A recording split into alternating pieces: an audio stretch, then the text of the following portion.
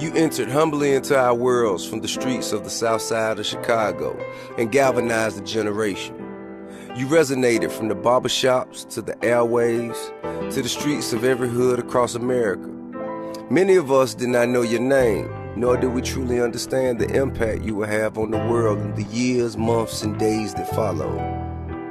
As I reflect, I'm filled with gratitude, outrage, grief, anger, humility, and appreciation both for the things you helped bring to light and the many things we still have yet to realize. For years you fought to keep this nation from the very thing we have now become. For years many of us failed you because, well, as I've said before, we were not all ready for the change that you wanted to bring about. But rest assured that we heard you. Rest assured that we felt you. And rest assured that your legacy will live on long after your presidency. Not only did you impact the nation, but you defined the culture, and you shook up and woke up a generation that unfortunately fears more than ever being further wounded, overlooked, abused, neglected, and having to fight for what we now understand is not such a basic right, and that's the plight for equality and basic human dignity. While many of us act like this is something new, those of us who have been fighting, marching, and writing about it know that inequality, hatred, and bigotry has crippled and silenced us for a very long time.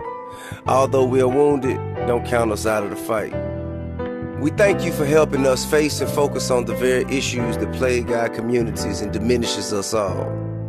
And while I too responsibly admit to engaging in the behaviors that further perpetuates the negative stigma in our communities, I want to thank you for looking beyond our shortcomings. As I reflect back on my teenage years, when I heard my favorite rapper and, well, my favorite person even, Tupac Shakur, tell me that we weren't ready for a black president, leaving me nodding in agreement until you brought us the audacity of hope and reminded us that yes, we can.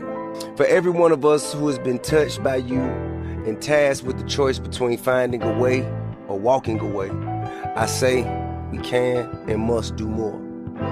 We cannot afford to live in a prolonged state of grief, but must remember that we have no choice but to dust ourselves off, wipe off our wounds, and move beyond this barren state of shock. We will forever be grateful to you and your family.